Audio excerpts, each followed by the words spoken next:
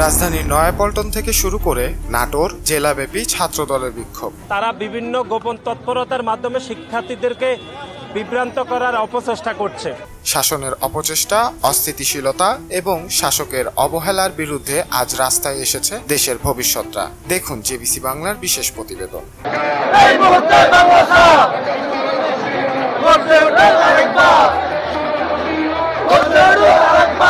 আজ সোমবার 14 জুলাই বিকেলে নাটোরের ছাত্রদলের কর্মসূচি হিসেবে একটি বিক্ষোভ মিছিল ও সমাবেশ অনুষ্ঠিত হয়েছে।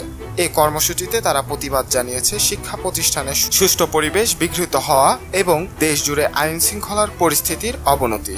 পথসভায় বক্তব্যরা বলেন, দেশে পরিকল্পিতভাবে একটি গোষ্ঠী অস্থিতিশীলতা সৃষ্টি করছে। শহীদ জিয়া ও তারেক রহমানের পক্ষে কটূক্তি করা হচ্ছে, এদের বিরুদ্ধে ব্যবস্থা নিতে হবে। তারা বলেন, দেশে নতুন করে মব তৈরির অপচেষ্টা চলছে, এগুলো প্রতিহত করতে হলে সরকারের যুগোপযোগী ও সুষ্ঠু পদক্ষেপ দরকার। অল্প কিছু গুপ্ত সংগঠনের নেতাকর্মী দ্বারা ইতিমধ্যে এই ক্যাম্পাসকে অস্থিতিশীল করার জন্য এবং মব তৈরি করার জন্য একটি ফাঁদ পাতা হয়েছে। বিক্ষোভের মূল কারণগুলো সংক্ষিপ্তভাবে বলা হচ্ছে। শিক্ষা প্রতিষ্ঠানের পরিবেশকে নষ্ট করা হচ্ছে। পুরো দেশে আইন শৃঙ্খলার অবনতি ঘটাচ্ছে কিছু অপশক্তি। শাসনের নিয়ন্ত্রতা ও ভূমিকা না নেওয়া এই ঘটনায় দায়ী। জনপ্রিয় নেতা শহীদ জিয়া ও তারেক রহমানের বিরুদ্ধে কটূক্তি নতুন বিতর্কের সূত্রপাত করছে।